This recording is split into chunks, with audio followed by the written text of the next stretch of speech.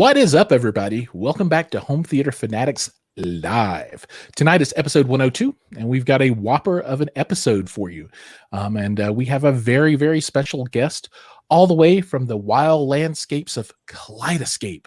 That is a escape, right? An escape or some kind of escape. Brett Bjorkquist, not to be confused with Bjork. He is a Bjorkquist. Although there might be a relation in there somewhere. I'm not sure. Anyway, Brett, welcome to the show. How are you? Thank you. Doing great, Giles. You know, I didn't bring my swan suit today, so I decided to keep that out. But well, I've got one back here. Similar to Bjork. That's right. We could. I mean, take a break, come back. That's right. When we go on a commercial break, I'll be sure to swap out for it. But no, great being here, Giles. Obviously we know each other from the various forums, and I get to chat with a lot of your, kind of watchers and commenters. And so super happy to be here. Right on. Yeah. And I'm super happy to have you. If folks don't know what Kaleidescape is, I think they're going to know after this for sure, because it is, let me think about it. Yeah, I think it's my favorite source device right now. And, I've been going through a lot these days, and there are a lot of other devices that are plenty fine, but, Kaleidescape is really kind of that next level. Anyway, before we get into that, let's talk about you. So Brett, tell us a little bit about yourself. And you're working for Kaleidescape today, but before you didn't. But what's your deal, man? Who are you? Sure. Hey, absolutely, man. For the last 6 months or so, I've worked at Kaleidescape. Got recruited in there to help work on dealer engagement. So it means like dealer trainings, consumer trainings. Mm-hmm. Obviously, you see me a lot because that's how we got to know each other. Was answering questions in the various forums and kind of doing the same thing for dealers. But this is my latest and my current gig. About 20 years in the consumer electronics custom install industry. So right on. I actually got a breadth of history there. Yeah. Oh yeah. I got my start working in the stores. So on the West Coast side, we had one called Good Guys, kind of like your tweeters and, and other spots, depending on where regionally you are. Ran stores there, ran custom install there.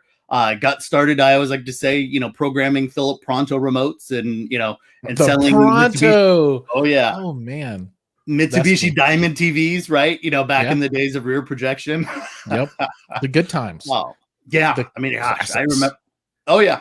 I remember, you still had projection at the time, but, I remember the first 42-inch enhanced definition 480p, Fujitsu plasmas, to throw way back when. So, did that. And then, got recruited into the manufacturing side a while ago. Got my CDS, my CDS certification, ISF, HAA. So, again, all the letters, visual and acoustics, and yep. And then, worked for a variety of companies. Worked for Monster way back when. Helped launch Beats by Dre. Worked with Nokia and a bunch of other companies from that perspective, Adidas and a few other ones that we had some partnerships with. Cool. Worked on some 360 camera technology in the past, and then worked for Logitech, where I headed up CI, so all the Harmony remotes. So, which again tends to be a DIY favorite, since it's the only remote that you can actually program yourself, right? Well, I actually have one in my home theater right now, and one in my living room too. Yeah, so, absolutely. So very cool. Yeah, so did that, and then before coming into Kaleidescape, I worked at Bowers and Wilkins, where I headed up product development. And new products, so headphones and speakers, and again, working on product development and go to market there. That's cool. Before we jump into the Kaleidescape thing, let's talk a little bit about what you got going on behind you. I mean, my background's pretty boring. It's just a bunch of books, right? Because I love books. But you've got stuff like I see some Beatles and some headphones, and I mean, is there any significance to any of that stuff? There is. So in most all these products, obviously not Abbey Road because I didn't make that that vinyl, but all the other products are all products that I've built, or worked on. So you can see kind of in there from some of the different headphones I've worked on, 360 camera technology, and then even a Harmony remote up there. But the Beatles one is cool. So like I said, people ask every once in a while, why is it there? So when I was at Bowers, so Bowers and Wilkins speakers, 800 D3s, and even before that into the 800s, or what they use for mastering at Abbey Road. And so we were doing a launch out there, and I was out in the UK, and I got fortunate enough to get invited to a private tour of Abbey Road. Oh, cool. And so amazingly cool. I mean, just the history that's in there, Giles, when you start looking at, like, this is literally the room where the Beatles recorded. And, you know, these are the same That's drapes really cool. and everything else. Because they're not even allowed to change stuff, because people want, like, I want to record in the room, you know, that the Beatles. Oh, they wanted to be that same equipment and everything. Same equipment and everything. Wow. It's, you know, they're like, this is the piano that, you know, John Lennon played on, or this is the this and this is the that, and it's like, wow, you know. And then, you know, not only obviously Abbey Road is known for Beatles and Abbey Road, but you know, almost everybody. So Lucas, you know, has recorded Star Wars in there, right? Indiana Jones. I mean, there's just so much history when you go in there, and the walls are lined. Unfortunately, they don't let you take pictures. So that was my souvenir as I came out. I'm like, I got to grab the vinyl on this, just so it actually came from Abbey Road Studios. But yeah, it's absolutely amazing. I mean, every major performer, every major, you know, movie, you know, Marvel movies, everything has been recorded there. So it's an amazing amount of history. Yeah, one of these days, I'm definitely going to take a trip, and that's going to be top on the list. Oh, man.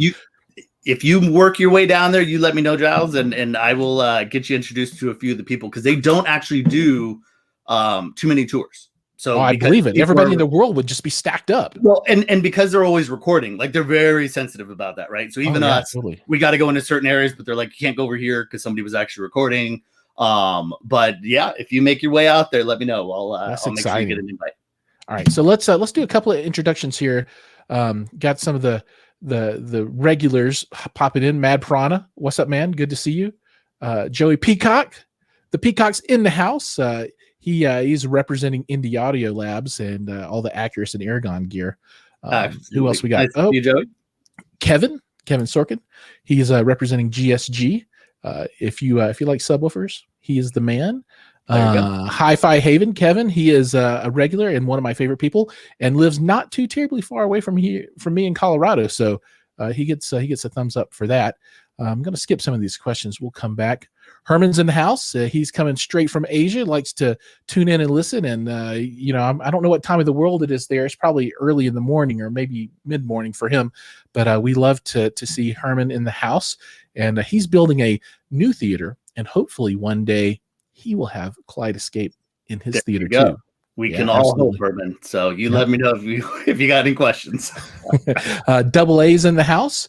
And Harbottle Audio. This is a new player. Well, I guess he's not a new player, but he's making some new products, and he's making these cool carbon fiber speakers. It's like a composite thing, and we're going to have him on the show, and he's going to be able to tell everybody all about it. And I'm just going to hack it up if I talk about it. But it is pretty baller. So I'm glad to see him here as well. Anywho, let's get into Kaleidescape. All right. So pretend like I don't know anything, and that's probably not too far from the truth.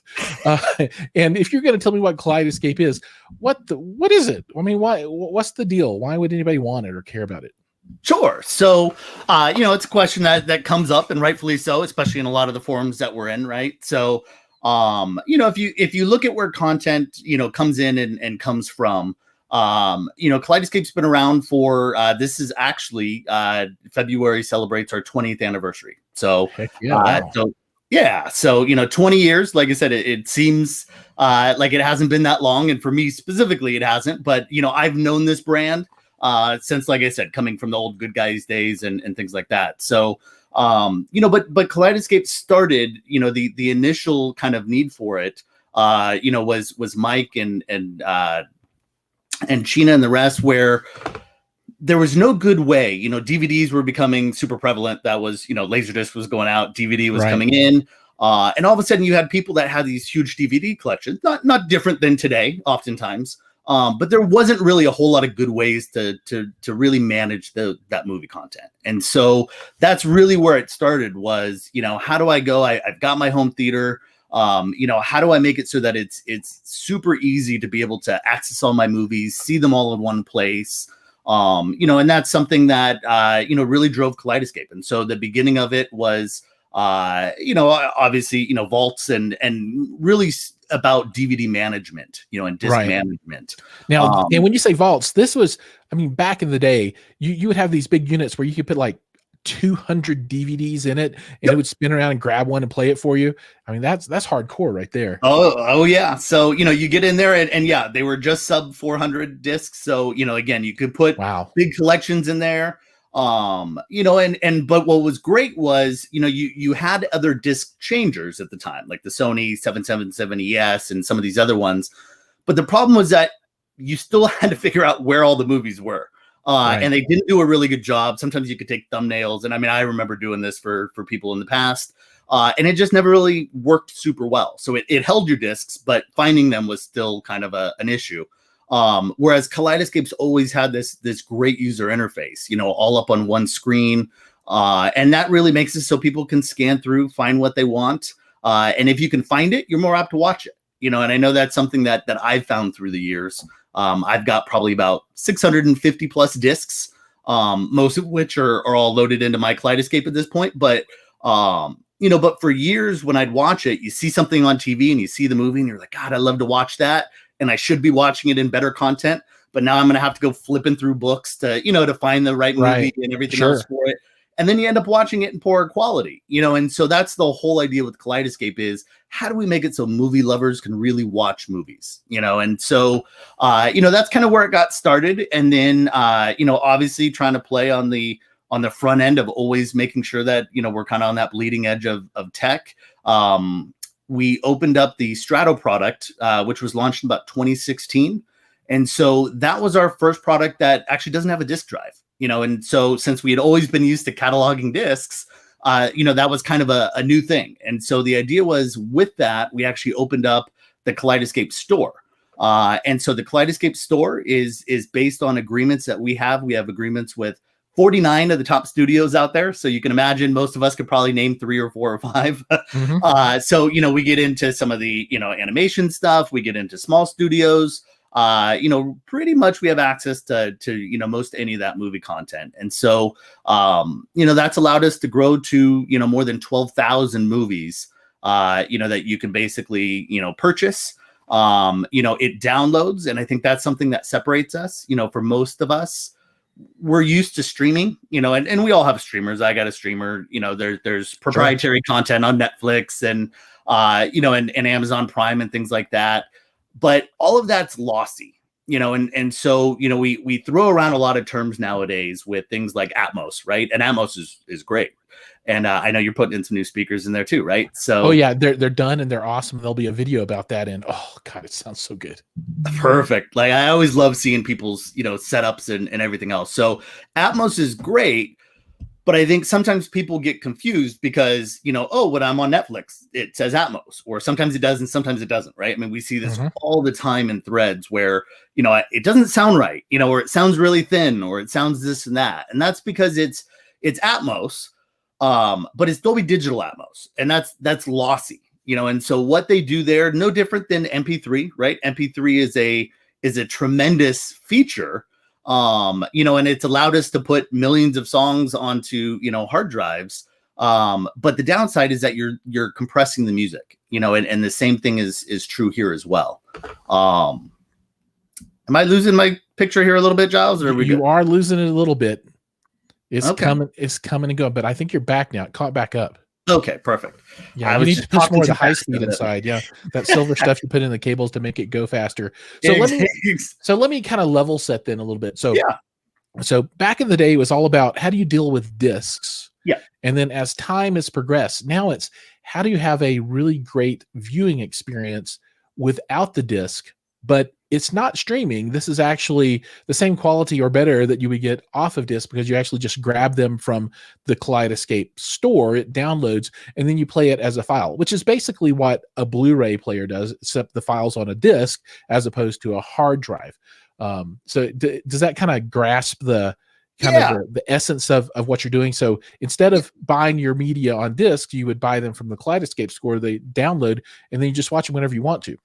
Yeah. And so exactly right. So, we've got a variety, at this point, you've got 6 terabytes, 12 terabytes, 24 terabytes, or 40 terabytes, because when you start getting into 4K movies, a lot of times those movies can range anywhere from 60 gigs to 100 gigs or more. So Right. it becomes important, obviously, for storage size. But yeah, like you said, what we're doing with those studio agreements is we actually get what they call the mezzanine file. So this is like the studio file, right? And so obviously we know when it's streaming, that's being compressed because it has to be able to stream on 12 to 25 megabits of bandwidth. But when we download, we're making sure that you get, bit for bit. It is everything that the studio wanted, and you brought up, how it compares to disc. And I think that's a question that comes up a lot, right? And that's going to be the first thing I ask, right. Disc has always been considered the gold standard. And obviously discs are great. Again, if you're a movie lover, you can't hate on any of the platforms, right? There's lots of choices out there. But you have to have all the platforms. That's right. I have most of them. So, it's like it's like Pokemon. You got to catch. That's right. Got to catch them all, dude. I'm getting just stacks of source devices now. Anyway, go ahead. Sorry. So no, but it's true, right? And especially coming back in my days of Harmony and the rest, I have every streaming device. I've got Blu-ray players. I've got all those players. But the problem's always been, like I said, just finding the movies. What do I want to watch? When I want to watch it. And unfortunately, if we look at the industry as a whole, most people use streamers because it's more convenient than discs. And that's just what we've seen. Now, it really is convenient. Absolutely. I mean, if I can search for stuff, and so, but obviously as purists, it's come into discs. Well, the difference and the few times, so we'll say a lot of times as good or better, right? And people go, what does that mean? How do you get better than a disc? Well, because we're not just ripping the disc. This is actually coming from the studio. Well, discs have, a 4K Blu-ray disc are either 66 gigs or 100 gigs. Those are generally speaking the two sizes that you have. And a 66 is 2 layers. 100 basically adds a third layer to it. Right. And so a lot of times the manufacturer, for various reasons, will pick a 66 gig disc. And so you can actually find movies, and there's a bunch of them that are, it may be 75, 85, up to 105 gigs for the movie. And they will actually compress it to fit onto a 66 gig disc. Sure. And that's the same kind of compression, different, but it's, it's a compression just like when you're watching something streaming. So the same way that you're losing data. You're losing data. You got it. And that has to affect picture quality and audio and things like that. So what we do on the Kaleidescape side is we never compress it. So, if a movie that movie, we use Avengers Endgame a lot, but there's plenty of examples. We can go through more later on, or if people have questions on it. But, Avengers Endgame as an example is the disc is 66 gigs. Looks good. However, the actual file size is 105. So when you look at that compression, you're talking about, 30 to 40% compression rate, between the Kaleidescape version and the disc version. And so that's really where, it sets us apart. Many times if that movie was 60 gigs, realistically, and there was headroom on that disc, or they used the 100 gig version, absolutely. The disc looks great. In comparison, but there's plenty of movies and they often, unfortunately, tend to be blockbusters. All the Marvel movies, all the latest James Bonds, in the last dozen plus years, there's do you know how big the extended edition of 4K Lord of the Rings movies are? Did those end up being big? Because they took forever to watch. They absolutely take forever to watch. Throw the Hobbit in there as well, and it's even longer. But yeah, no, you get a lot of these movies that are, 90 to 100 gigs, and the Kaleidescape experience, is obviously about making sure it's pristine, full fidelity, all the content that, that you should be getting out of it directly from the studio. And then even let's say, the movie is within the parameters of the disc, obviously you're still getting the benefits of your, multiple hundred, disc collection, all in one great user interface, which is really something that I think gets missed sometimes when people are comparing and contrasting, because it's not just about the disc quality, which is obviously, getting that content quality pristine and perfect is absolutely what we want, but it's the overall experience that is oftentimes what makes Kaleidescape people love their Kaleidescape systems. Cool. All right. So just from a end user point of view, the Mhm. experience of Kaleidescape. So, and I'm going to tell people how it works for me. You know, Yeah. I'll be at work, and one of my little guys will call him like, Dad, I want to watch this movie. Like, what is it? He's like, Moana, or whatever it is, right? And I'm like, well, we don't have that one. He's like, Dad, I got to see it. All my friends have seen it. And I really want to see it really bad. Can we watch it tonight? I'm like, well, but in the past, then I'm like, okay, we're either going to stream it and it's going to be crappy. And Sure. why do I have this awesome theater that I put all this money into? Or then I'm going to Walmart and I'm hoping that they have a disc or Best Buy or whatever. And as everybody knows, there are no discs anywhere. You know, you have to buy everything from Amazon. Well, in this world, in the Kaleidescape world, I take my phone, I open up the app, I find the movie and I push the button, I buy the movie, and then the magic happens, right? So the Kaleidescape box is at my house and it gets notified, hey, there's a new movie, and it downloads. So by the time that I get home, that movie's downloaded. So then we'll have dinner, we go into the theater, we all sit down, and then I push the button on the remote to play the movie. Right? I find it and I push the button. And then this is where my magic doesn't happen yet, but it's going to happen pretty soon as I figure out how to do it. And I know who I can talk to you to help, because then, you know, the box is able to reach out to your home automation system and it'll turn your lights off, you know, it'll do all your stuff and get your room ready, which I think is really, really cool. And then, you know, it'll play the movie. Now, beyond that, and this is kind of more advanced functionality that not everyone would use, but I use the constant image height setup with an anamorphic lens, and it's a fixed lens and it's there all the time. So, you know, when I don't use the Kaleidescape, I always have to fidget with aspect ratio stuff, right? Because I don't have a Lumigen that does everything automatically. So if I'm using some other device, you know, something will be 16:9 or it'll be widescreen, and then I have to go in and change the scaler on the projector, and it's a pain in the butt. Well, Kaleidescape does that all for me. I just tell the system I tell the Kaleidescape what my system is, and then it knows how to scale the content to fit my screen every time. Because you guys, you tag all the movies with aspect ratio information so that as they're played, the player will understand what the content source is. It'll understand what the output needs to be formatted as, and then it'll do that for you, which is really, really cool. I don't know how many people would use that feature, but for me, that took this absolutely to the next level. I mean, it's really cool. And then at the end of the movie, if you've got things set up, it'll then, as the credits roll, it'll dim your lights back up and do all your stuff for you in your room. So it gives you that experience that without some kind of significant effort with some other device where you're programming all this stuff. I mean, you have to put a ton of work into a whole bunch of different pieces otherwise to get that same kind of experience. So did I kind of capture that correctly? I love it. You could have just chatted with yourself tonight, Giles. So sometimes I do. That's right. but I think that's an important part, and it's something that again, not everybody realizes, right? They compare it to a movie. Like, I can play both of them, but again, it's that full experience. So when we look at our content, so we have, I mean, literally almost our entire company are engineers working on software and firmware, and a content team. And so every movie that's in there, we tag the aspect ratio. So just like you were saying, if you have an auto adjusting lens or you have an electric screen mask, we can actually send that hook. So we'll know this movie's in 2.4, this movie's in, 16:9, this movie's whatever it is, we'll actually send that command. And then the control system is basically able to change that around. And then just like you said, oftentimes with the Harmony remote, you could definitely, say watch movie and the lights will go down or go up, and and those things can be done based on pushing a button. Right, the beauty but not of the off the metadata of the movie.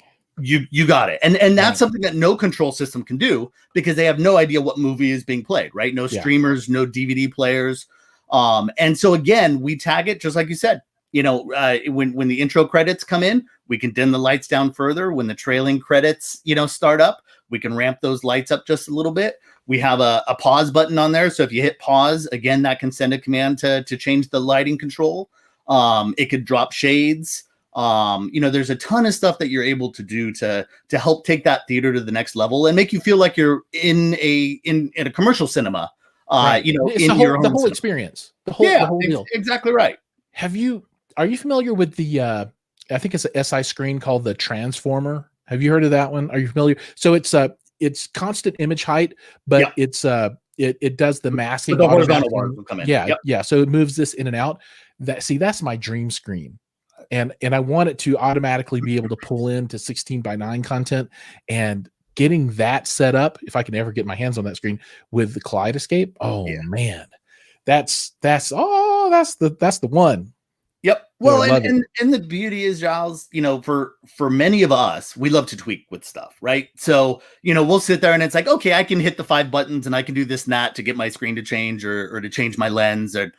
But now imagine, like you said, when the kids come in and they just want to watch a movie, right? Or the Yep. wife comes in, other than right now, I tend to travel, a fair amount, around the US and around the world. Right. So, I want to make sure that it doesn't just work when I'm in there with my family and I'm the remote holder. I want to make sure that it works when anybody else is in the house, right? Now, And that's the beauty of how Kaleidescape tags into those things. Now, do you find that most people will use the Kaleidescape remote, or do they still use some other mega remote? What are you seeing? Yeah, well, it's always a question in there because sometimes people say, well, this remote doesn't seem to fit with some of the other pieces. The remote is typically used to help program or just as that initial kind of launch. Most people are using a third-party control system, whether it's the DIY guy using Harmony remotes, which I love. And like I said, I've been able to do quite a bit of stuff with that. Lighting controls, shades, things like that. Or when you get into other third-party control systems, Control4, Crestron, Elan, Savant? URC, RTI, Savant, absolutely. Oh, So we work with all of them, and we already have drivers built. So from a dealer perspective, or that client who happens to have access to the software, we have drivers already built that are official drivers, and make it that much easier for you to integrate, those tags and those hooks directly into their control system.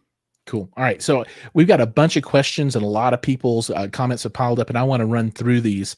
And got a couple of buddies out here that I want to call out. Audio Architects Mike, he's jumped in, so I'm glad to see you out here supporting. So thanks for watching. We got some other personalities from YouTube world. New Record Day hooked me up with a nice $10 spiff there. I think he's interested in Kaleidescape, so we might need to reach out to him afterwards and let him know what's up. Sure. That's Ron. And so this is kind of funny. So I was just watching I was watching one of his live streams the other day, and he was talking about who can be a speaker reviewer, because Ron, he understands 2-channel world in a way that I don't know that I'll ever be able to grasp, although I'm trying to learn. And while he can put things in very simple terminology, he can also use the big words. There you go. So when we talk about this, we should audio file this up a little bit and talk about the transient response of the soundstage created by, I don't know, I can't do it. It's kind of got a nutty sound to it. It's got a flavor when you listen. But Ron, I just watch Ron stuff and just listen to him talk about the speakers, and he can make it feel real in a way with the words. So it's really cool. So I'm happy to have him out there watching. But let's move into some of these questions. All right. So John, I think this one's way back. So here's where I think a lot of people get caught up with the whole Kaleidescape thing, and they're like, why would I ever do this? Because I can't. So if you've got a big collection of 4K, now I think we should talk about two different things. If we've got a big collection of DVD, what can you do? And if you got a big collection of 4K, what can you do? Sure. So I think there's a few options in there, John and Giles. So for many of our users, they've, again, we've been for 20 years. We've got people that have, 10-year-old plus systems. A lot of our older Premiere products, like I said, they had, vaults or devices that were able to rip content. So they were able to catalog movies, or pieces like our Cinema One and Alto, which are older units, but again, could catalog. So for some people, they're able to take their discs. If they have a Premiere system and they're moving into let's say a Strato, which is our current 4K players. Right. So again, Premieres were great, but they could only do up to Blu-ray, right? So that was 1080p. perfect. Maybe you got your projector and it's 1080p. But now it's time to upgrade, right? You're getting the new JVC or the new Sony. Oh, the new JVC. Yes, please. Yes. JVC, hope you're out there. That's right. And so, as they get that new 4K projector, you've got this great Premiere system, but it's only doing Blu-ray quality, right? It's only doing HD quality. And so, we have ways to be able to tie that older system into the newer system. And then along with that, any of those movies that are in their older Premiere system, you're basically able to do what we call disc to digital. And you'll see this in a lot of the chat groups, being chatted about a lot right now. So for a lot of those movies, and it's based on the studio, so there's always rules in there, but probably I've converted well more than 300, probably close to 400 of my discs now, and my average price was only about $5, and that got me into it. Some movies obviously aren't in 4K, so that got me from a DVD quality to Blu-ray or DVD to whatever the best qualities that is available. You got it, to 4K. But in most of those cases, I was able to upgrade from DVD to 4K for like less than $9. That's amazing. So it pushes value back into those discs that you already bought, and then you're not spending $30 a pop on new ones to upgrade your old DVD. You got it. I mean, the joke's always, how many times have you bought Star Wars, right? I had it on VHS, Laserdisc, and DVD, and then Blu-ray, and then 4K, and and each time, each one, right? Yeah, you got it. And then I need the extended version, right? Yep. So that's the beauty, and also something we typically do. That you'll see things like Lord of the Rings you brought up, theatrical and extended. You generally get both. So like I bought all three of those and the 3 Hobbits, and I got both versions. And that both versions of all of them, right? So you're not it's not picking. Yeah. And so like I said, there's great ways that we do to try to help, especially for our previous users, to create that value add. And from that perspective, a lot of people save a lot of money in there. If you are brand new, so let's say you didn't have a Premiere system, but obviously, again, costs are costs, and and we want to save somewhere we can. I always say, let me know. I'm in the chat groups all the time. And there's things that we can do to kind of help out with that, so cool. Sometimes people will buy on the eBay market. There's some Altos, and people will kind of keep those. They can actually catalog discs based on that. And so that's something that a lot of users will do. They actually buy it and then they sell it back because they've cataloged their discs. But yeah, I always say that shouldn't be the the issue in there. There's always ways to look at that, John. So, like I said, if you have questions where you're looking at a Strato, there are things that we can do. Obviously it doesn't, because the studios are there. We can't just transfer it over. But like I said, we do try to make it as economic as possible.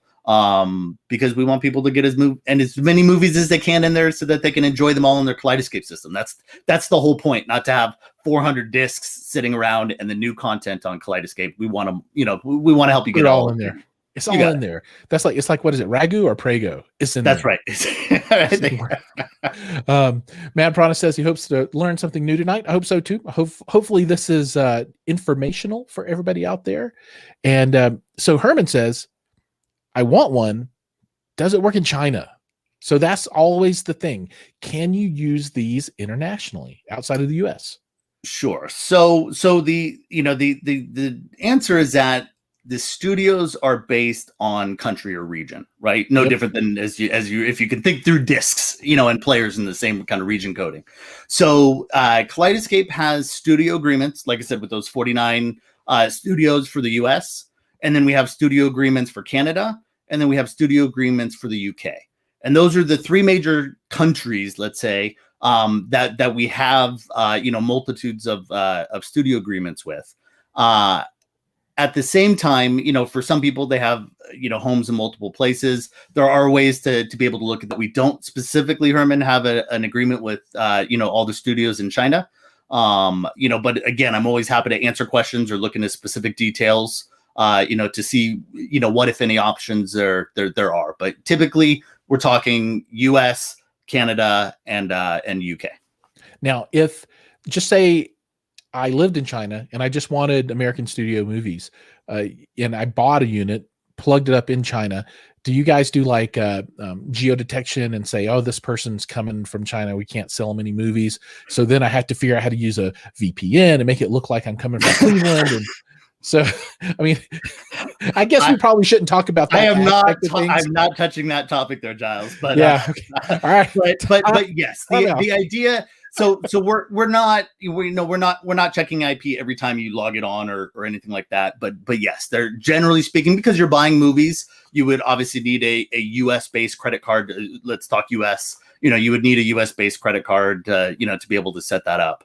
But yes, so as far as I'm concerned in the Giles, it is the US, it is Canada, and it is the UK. And that's the end of it. And that's the end of it. Although we do have, there is a good program, a fairly large percentage, probably a quarter or more of our business is in what we call marine, which are really yachts, and super yachts. And so, that's one of those areas where, again, I want a super yacht. That's right. I'll take one, please. That's where we'll do it the next show, Giles. He's like, yachts, but then you had to call it and super yachts. That's right, and the mega yachts, and the but it's a great place because for if you're out on the water, you obviously you can't stream a lot of the time, right? And you can't get signals, so you can't stream, and they want it to be easy. So for a lot of those people, they'll set up something like, let's say, a Terra, and then that Terra can distribute. The Terra is just a big storage pool, right? Yeah. So those are our 24 and 40 terabyte versions, and it's basically a server. And then you use a Stratos C in the different rooms. So you can use that through video distribution, or you could have one locally. So again, in the marine side, they'll actually have maybe a C in each of the staterooms, and with a Terra, you can actually stream up to 8 4K streams at the same time. So again, imagine. Could be in a large residential home as well. But if somebody wants to be able to stream multiple movies all coming from that Terra, you're able to do that at the same time with or without, video distribution. So it's a great setup for especially for marine users. And then, large households where, they invested in their home theater, but hey, there's a kid's playroom and there's a family room. And why wouldn't I want to be able to watch a movie in one of those rooms? Or while you lock yourself away and watch a movie, in the theater, the kids can be in a playroom, watching Moana or something like that too. Right on. Cool. HBO, what's the deal? So HBO, I know it's the bummer one, right? Yeah, obviously, we're always trying to work with more and more studios. So, from our perspective, we want all the content in the world. So, we continue to work with the studios, and hopefully that will come across at some point. Especially I think as movies have gone, most recently to HBO Max, which is an interesting topic as well. We talked a little bit about that last week. Yeah. Yeah. So right now, HBO is not on the list. There can sometimes be specific titles that we may have or something like that. But yeah, not on the list today. Right on. And Joey brings up a good point. How many of the AFI top 100 movies are in Kaleidescape as compared to other services? This one feels like it's a loaded question. I love you, Joey. So this is a he's throwing the softball up, and you're ready to hit it out of the park, right? That's right. So typically, you're in the mid 90s. So you're about 92 to 94 of the top AFI, top 100 movies are on Kaleidescape. That's pretty much almost everything that's available out there and that has been offered on streaming services. I mean, it's like a dozen. I mean, it's super low in there. And that content's obviously constantly moving on and off and things like that. So especially if you are considered a cinephile, or you love old movies, or you love just watching and understanding the history of movies. I know my daughter's 15, and I start watching through all the different sagas, and really trying to get her to understand, because the movies that you're watching today often, reference back, 10, 15, 20 years. And so, your kids don't understand where the reference comes into. So, no, Joey, it's the largest collection pretty much anywhere. And then I'm going to take that to go into another great way to look at it. So we have, if we look, I told you, 12,000 movies, plus it's growing every day. But of that, we've got about 1,200 of those movies are in 4K. And what's cool with that is that about 400 of those movies. So, again, we're talking about 30 to 40%, depending on the day, I guess. But 30 to 40% of the movies that we have in 4K have never been made available even on disc in 4K. Wow. So the only way to get them is on Kaleidescape. And unfortunately, like I said, I don't hate on any of the technologies out there. So, people have disc collections. I want people to enjoy however they're enjoying it. But the reality is we're seeing that content slowly, dry out. New stuff gets put on 4K, but they're not putting as much old stuff on 4K. Right. And so I think that's going to continue to grow. Meanwhile, we're constantly talking with the studios saying we want this favorite and this favorite and this favorite and this favorite. And they're like, here's the file, and then you guys just do your magic, process it, and you got it. I mean, they're not putting it on disc because even now, if you look at the disc reports that come out, on the movies, it always blows me away because I think we live in an area where we want that home theater and we want that great quality. So all we talk about are 4K and Blu-ray. But when you look at it, more than 50% of disc sales are still DVD quality. And again, I think it's mind-blowing when I look at it because I can't imagine that. I'm sure most of the people on here can't imagine that. But for a lot of people, it's just buy a movie, right? It's the $5 movie at Target, it's the whatever there. And so unfortunately, if you don't see that huge draw to 4K and Blu-ray, it's they're not going to make the old discs because they know they're not going to sell as many. Whereas at least the new discs, they know it's new, it's hot, it's coming out, it's still going down, like you said. I saw Kaleidescape on that Tenet yacht. There you go. I will have to rewatch that. I am too. Now I'm gonna go back and really. That will have to be my background in one of these things for my Zoom meetings in there. So right on. So Steve-O 124, not 123. That's right. This one, he's the better 124 version. He loves the rental feature, which is, I think we should talk about that for a couple of minutes at least, because that's new. And then he says, but why are movies currently offered on streaming services such as Fandango now not available or delayed? Sure. So, and Steve, good to see you. I recognize the picture. So although I don't know you by that handle, I know you in some of the groups. So good to chat with you. So yes, the new rental feature. So obviously we've been talking about purchasing, and being able to buy movies. But about 2 weeks ago, we actually just launched a rental feature. And so this is great. So I'll give 20 seconds on that, and then we'll go into the rest of the question as well. So now I believe, so of those 12,000 movies that we have in the Kaleidescape system, about 8,000 of them in the US are available for rental. And so super easy. You just go in there, right below where it says purchase, it says rent. Most movies are around $8. And if you rent it and you decide, so when you rent it, again, kind of think like most of your other streaming services for rental, you rent a movie, you have 30 days that it'll sit on your system. Once you start watching it, you have 48 hours. You could watch it multiple times. You can even move it from, strato to strato. If you've got it in different rooms, it can be on one downloaded at a time in there. And then you have 48 hours to watch it. Now, people love rentals in a lot of different ways. So obviously a lot of us collect movies. Like I said, I've got well over probably 700-800 now. Like I said, 650, almost 700 in disc plus. Yeah. So from that perspective, some of us just buy, but we've all been in that spot where we buy the movie and we're like, yeah, okay, that wasn't worth it. Oh, why did I spend $30 on that? Oh. You got it, and again, even if you got it on sale, on a disc or something like that, there's always those movies. I tend to be like, okay, I can enjoy this for the intrinsic entertainment value. And then there's movies that you really love and you can talk about, right? So I tend to love every movie I watch, but there's definitely things that you like and things that you don't. So rentals are great for people that either, we'll see a lot of people in a younger generation that don't collect, right? They grew up in a streaming era. So, rentals just make more sense than, having shelves and shelves of discs or a Kaleidescape. Right. So this gives them, that rental is in the same exact quality as if it was purchased and downloaded. It's still downloaded. So it's not streaming. It's still in that same Kaleidescape quality that everybody would expect.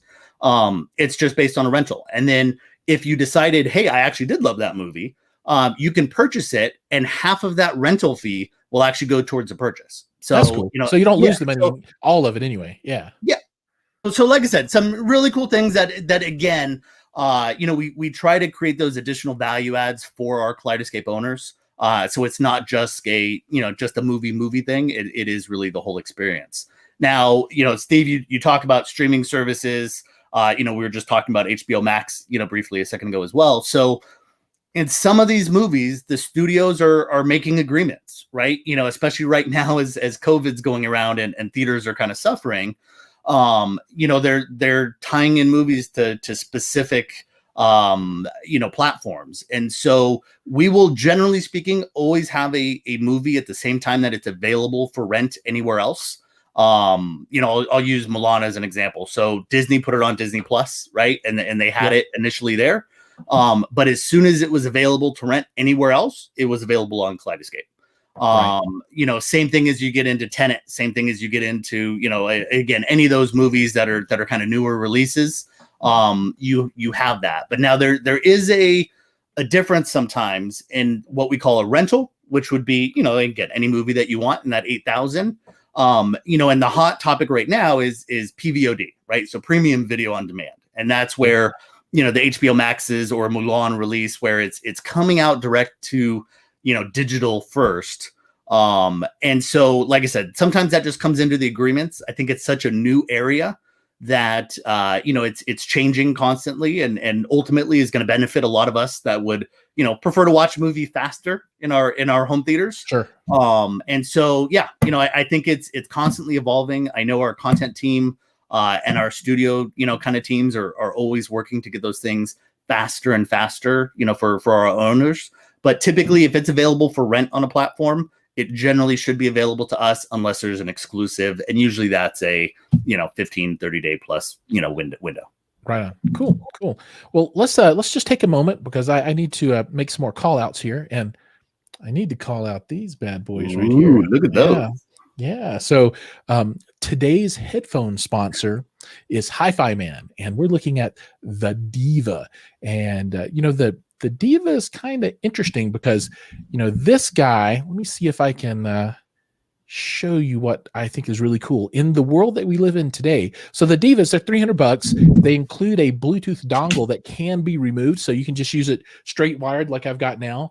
Or you can plug that guy in and use it for video conference, conference calls, calling on your cell phone, whatever it might be. So it's kind of like the audiophile compromise with the work from home environment. So it's kind of a cool mashup of technology, allowing you to have rather good headphones, but also with technology that you can take in and pull out as you need to. Anyway, so if you guys are looking for headphones, give them a look. I've been using them for a while now, and I love them, and I'm not actually paid to say that, but they're still.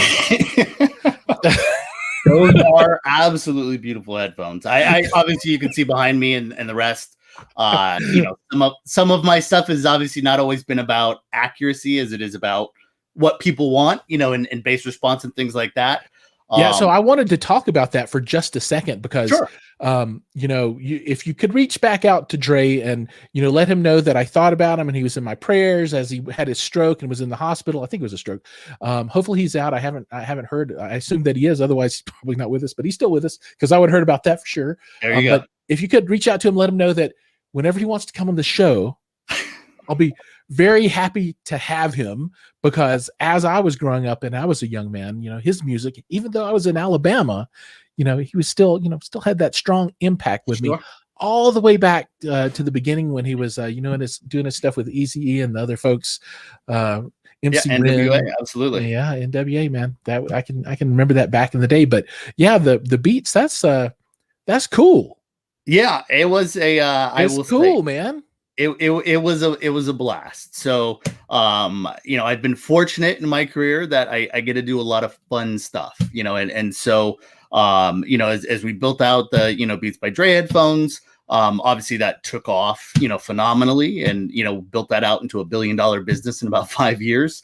That's ridiculous. Oh yeah. Yeah. Well, and it's interesting because, I always look at these things and this is where I come in, it's slightly different from be it home theater, 2-channel, however we want to look at it, headphones, in that, we want people to be able to use it. And I think, if we look at 2-channel audio, which I've always loved and, used to sell and still have, in my house, because I love listening to music, but people weren't listening to it as much, right?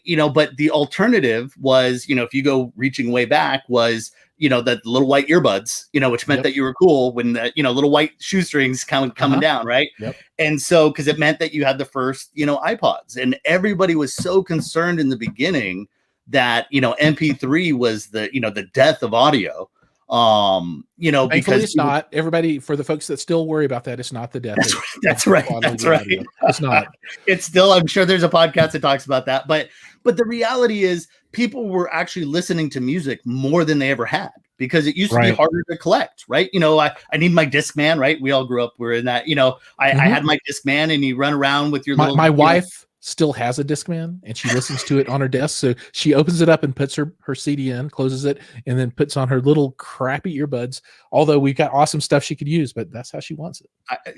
And so, but yeah, what I always loved about it was, for the people that have kind of said, oh, accuracy, and there's no debate, accuracy wise, Dre sucks and all these pieces. The reality is it got more people listening to good headphones. People wanted the free stuff. And then people started stepping up into, again, what was a $200-$300 headphone, which, again, by most means are not that expensive in comparison to, a Hi-Fi Man or some of these other pieces. Yeah, I like the Susvara, which are 6K, which I really want.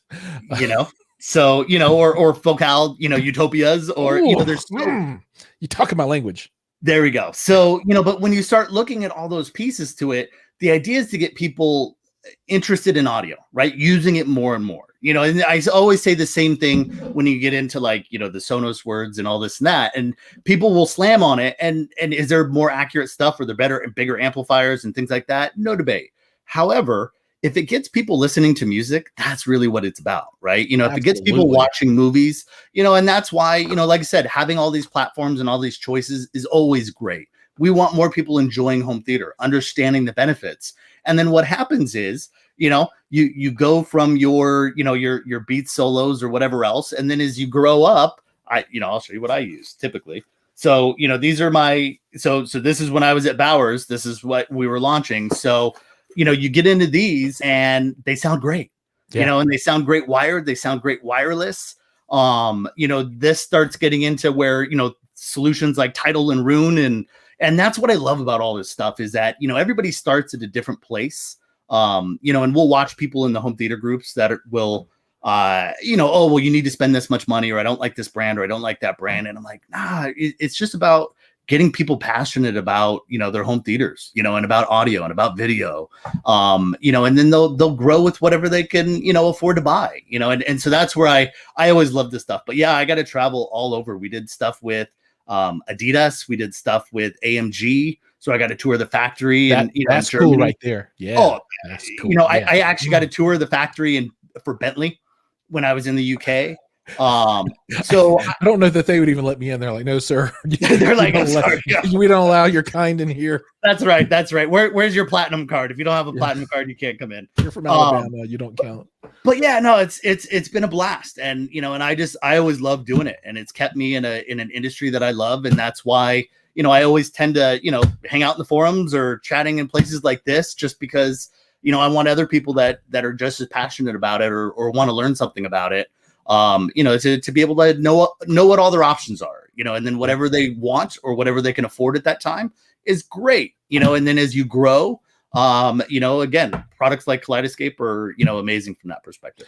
Yep. And so just to flog on the Beats one more time, absolutely. I have a very clear memory, and this has got to be right when Beats were coming out. I remember I boarded an airplane, and I sat down, and I had my iPhone, and I put in my little earbuds, and I plugged them in, and I was sitting there, and they sound like crap.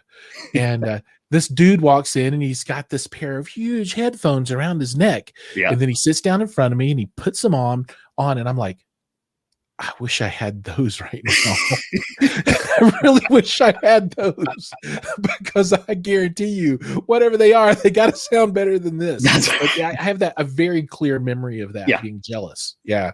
Yeah, So no, it's like I said, it was an amazing time for, being able to do that. It's, again, it's great quality product for all the people that like it, and it's tuned to us, no different than anything else, right? We could be talking Bowers and Wilkins speakers, and one person's going to say it's perfect, and somebody else is going to, subjectively say it's too warm, and the next guy's going to say it's too cool, and it just depends on what we all like. But obviously there is a want for it, and I think the biggest piece is having something that got people out of the free earbuds, which don't sound good for anybody, frankly. Agreed. All right. Now it is time to change gears. Okay. We are going to take a stroll down movie lane. We're going to turn the avenue and walk down and drive down Music Street. And we're going to end up at a place called Content Corner. This is where we talk about the content that we're consuming and that we love. And if anybody can tell me the television show that is really ripped off from, that'd be really cool. So if you can tell me where I ripped off that whole concept of how they do that, you'll get double gold stars. And if you don't guess, I'll tell you later. But that's that whole thing is ripped off. Anyway, so today, I want to point out a couple of different things that I'm listening to and watching. I plan to watch on HBO Max because this is the only place I can get it right now, and I'm not going to a theater. The Little Things. So that's starring Denzel Washington and Rami Malek and Jared Leto and all those folks. And it's kind of in the vein of the movie Seven from back in the day with who's that super handsome dude? What's his name? Brad Pitt. Brad Pitt. Yeah, I should be able to call that out more quickly because people confuse me with him so often. But I'm going to be checking that one out on the movie side this weekend. And for folks that do subscribe, make sure you watch it because I think you've only got to the end of this month, and this is a short one to watch that one before it's gone. Now, on the music side of the house, this is crazy because I was listening to an old CD. I actually have it ripped. And it's the band is Cake and the CD is Fashion Nugget, and it's 25 years old now. What? And the Going the Distance I think is probably the most popular or well-known song, but there's one on there called Daria that I like quite a bit. Daria. Anyway, you have to, if you guys don't know that one, check it out. And then the last thing I'm going to call out is of stuff that you should be watching if you're not is WandaVision. Yes. And I think the first 5 episodes are out about WandaVision, and I'm trying to keep this spoiler free. But man, it's at the beginning you're like, what's going on? This is stupid. But by the time you get to episode 5, you're all like, oh, no, they didn't. So I watched episode 5 and I was like, oh, no, they didn't, because they did. Yeah. No. But this is where studios collide. Sony and the MCU universe have collided, and things are blowing up. And yeah. So have you watched it? Oh yeah, absolutely. So it's interesting because I'll watch it. So with WandaVision, I sit down and I've got my wife, my daughter in there, and my daughter's a big Marvel fan and MCU fan, so she loves all of that. But when it started out, and I'll keep it spoiler free as well, but like you said, and you can see it in the post for a lot of people. You're going back a few weeks now. It starts a little slow. It starts a little different, right? And it's not your classic Marvel action type thing. But yeah, it's a slow burn that gets you into it, and then as you start getting later on, you start understanding the beginning. And episode 4 and then episode 5. Yeah, 4 and 5 really opened it up. Yeah. Oh, I mean, again, I'll keep the spoilers out, but absolutely watch it, you guys. You gotta watch it. It throws in so many different things that you're just kind of waiting to see what happens next and how does this collide, and not just movies or not just the TV versions, but then how does this start infiltrating the MCU for the movie side, for big. Phase 4. Is this, would you consider this almost a retcon in some ways? Because this is kind of stepping some stuff back, and like organizing things together. I'm going too far already, but yeah, if you're not watching this and you like the Marvel cinematic universe and the Sony X-Men universe, you got to watch these, and you got to. I will agree that. So Mad Piranha said, WandaVision's kind of whack, and I thought it was kind of whack the first couple of episodes. I'm like, I don't know, this is just kind of cutesy, and I knew there had to be some reason they were doing what they were doing, and it makes sense now. It might be a little too kitsch. I don't know what the right word is, but that 4 and 5 made all the difference. And then at the end of episode 5, you're like, but then it's not like, just for the television show. It's like, in real life, because you're like, what happened to that? What about the actor, the person? So people gotta, how does this affect phase 4 and the next movie coming out? And I think the transition between TV and movies, which is something I've been focused on for years. When you go back 20 years, or let's say 25, like Cake, you get into this spot where it used to be, movie actors would never be on TV, right? Never. TV was the lower grade, and then you had movie stars. And I always remember, looking back kind of similarly when we look, is 24, right? 24 is what flipped the switch to me. Absolutely. It made a big difference. You had Kiefer Sutherland, who, for those of us growing up, was Young Guns and, and Lost Boys. And, just so many great movies that we saw. And he was the movie, star. And then when he jumped into that, but, TV has come such a long way in being able to tell a better story, because you have 20 episodes, right? Even when you get into streaming stuff, which is usually like 8 to 10 episodes, you're just able to tell such a cool story, because you could do that plot development and person development that you would have in a book that you don't always get in a 2-hour movie, right? Yeah, it's like Game of Thrones, right? Oh, absolutely. Don't think about the last season. Although so it's one of those things where I think TV and movies have just they've blended a lot more, and you're seeing a lot more of those movie actors going into TV. You're seeing TV actors going into movies. Where it's like, hey, I saw them on this, or so someone famous said, you don't want to be here, you want to be here. That's right. See, I'm trying to do voices now, and I'm trying to turn this into a variety show. But okay, so that's kind of the things on my mind. Anything you want to call out for folks that's hot and new, or good and old for you that you're consuming these days that you think they should also take a look at? Well, it's funny. I'll say, you mentioned, Cake and Go in the Distance, which obviously, again, is one of their better known. They've actually got quite a few good songs out there. Yeah. Through the years and multiple discs, but that sits in my rotation when I get up in the morning. So, really, I've got 10 zones of distributed audio, so discrete audio through the house, and so and I've got a speaker in my bathroom, right? So like when I get up in the morning, I need something to get me going. Sure. And I use that one a lot. And then I also use it. So it'll be in my Spotify or my Tidal mix. So when I'm in my car, so I like to go on the track. So I'll be at Laguna Seca and I'll be in my car, and then you got to do, you got to play Go in the Distance, as you get ready to jump onto the tracks. Absolutely. That's awesome. I love it. So, but yeah, no, WandaVision, I watched, Tenet, which is always, you got to watch it a couple times in there. You need to watch at least 2, probably 3. Yes. Yeah, that's right. At the end, at the beginning, you're like, okay, I can get it. And then at the end, you're like, oh God, I got it. Yeah. Yeah. Now I got to go back and rewatch that again. Beauty is I own it on Kaleidescape. I can watch it whenever I want. That's right. So yeah, but yeah, no, a lot of great content in there. And then even some throwbacks to stuff, as my daughter gets older, then we're, watching other content. So I'm trying to think of what else I've been watching, but that's been about it. I've been deep into working and building out some trainings and chatting in the chat rooms and stuff cool. like that. And doing shows like this. Yeah, that's right. Again, happy to spend my evenings like this. So right on.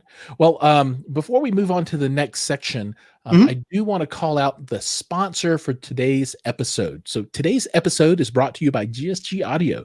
GSG is your one-stop shop for everything DIY subwoofer related. From flat packs to drivers to amplifiers, GSG has your DIY bills covered.